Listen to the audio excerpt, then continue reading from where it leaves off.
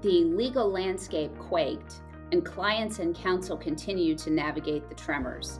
More than 40 years of precedent was upended in May 2024 when a federal circuit court struck down the Rosen-Durling test for assessing obviousness of design patents, sending BakerHostetler attorneys into overdrive as they guide patent owners and challengers in how to obtain and enforce design patents amid the LKQ decision's more flexible obviousness analysis. In BakerHostetler's second annual IP Perspectives Thought Leadership piece, the Intellectual Property Practice Group highlights myriad IP-related topics that are at the forefront of industry developments and current challenges and trends. I'm Leanne Lee, and you're listening to Baker Hosts. On today's episode, we discuss how a landmark decision overrules framework for design patent obviousness. To provide us with insight into this topic, we have John Hilton, a partner in the Intellectual Property Group at BakerHostetler and a member of the firm's IP technology team. Welcome to the show, John. Thank you so much. Thank you for having me on to discuss design patents. Great. So to start us off, what are design patents? What do they protect, and how does one obtain a design patent? A design patent is a type of intellectual property that protects the way an article looks. On the other hand, a utility patent protects the way an article is used, works, or the like.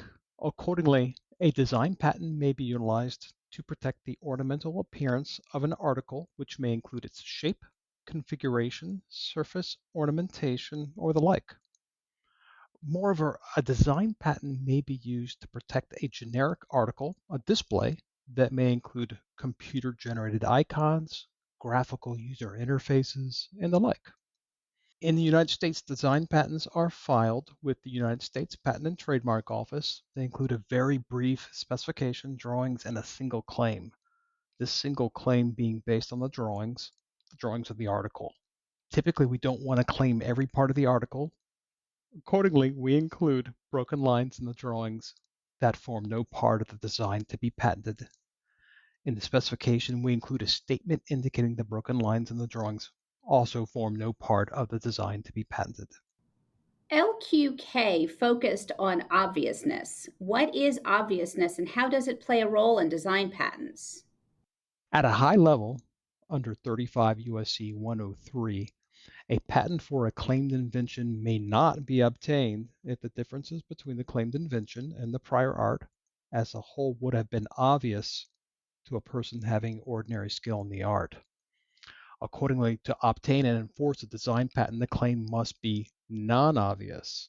Prior to the LKQ decision, obviousness was determined based on the Rosen-Durling test.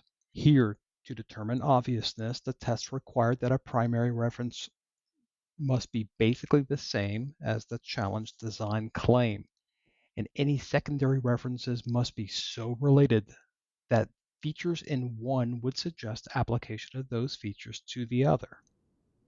Now, how has obviousness changed since the Federal Circuit struck down the Rosen-Durling test? Yeah, and overruling the Rosen-Durling test, the Federal Circuit referenced the statutory language of 35 U.S.C. 103, that is obviousness, and the meaning of that statute utilizing the utility patent Graham factors from the Supreme Court decision in Graham v. John Deere. The Federal Circuit thereafter addressed in detail how each of these Graham factors should be applied to design patents. These Graham factors, as applied to design patents, would, at a high level, include scope and content of the prior art, differences between the prior art and the claimed design, knowledge of an ordinary designer in the relevant field, secondary considerations such as commercial success, industry praise, and copying by competitors, and differences between the prior art designs and the design claim at issue. And what impact does LKQ have as it relates to design patents? The impact is that there is a possibility that a once valid design patent may now be invalid. Moreover, LKQ may have additional impact to design patent enforcement.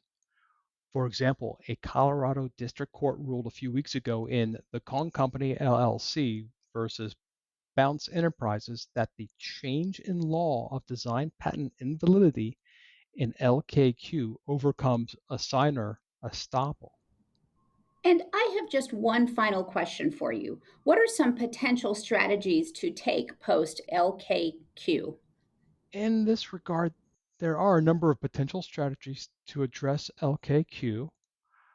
For example, during prosecution of design patents, it may be beneficial to ascertain greater information regarding prior art designs, current implementations, and the like. Revise drawings, that is the claim, in consideration thereof.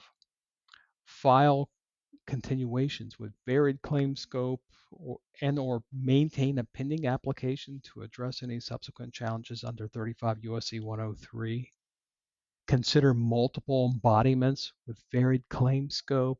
And finally, file an appendix with drawings utilizing various broken line strategies as a basis for any future amendments or continuations. Well, this has been a great conversation. Thank you for your time and insight, John. Thank you. I appreciate your time. If you have any questions for John, his contact information is in the show notes. As always, thanks for listening to Baker Hosts.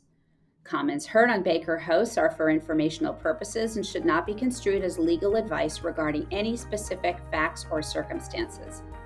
Listeners should not act upon the information provided on Baker Hosts without first consulting with a lawyer directly.